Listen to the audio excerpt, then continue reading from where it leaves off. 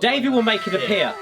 Magically appear here or in front of my face. So this is an FR cab. So it's a single 12, coax tweeter in the middle. So there's a crossover for the two of those. And then there's another tweeter here, firing backwards. AVD taking the lows like a ported cab, but also taking the mids and highs out and round.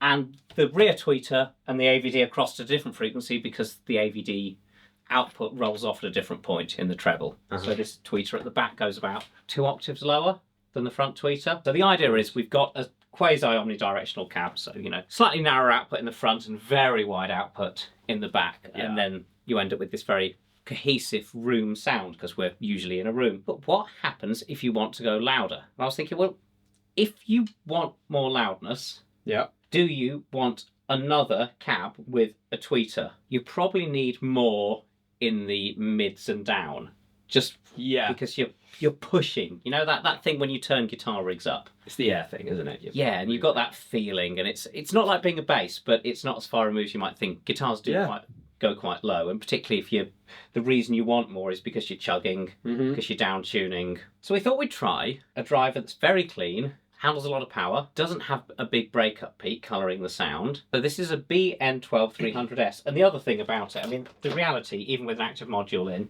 is light. But it's still a ferrite speaker.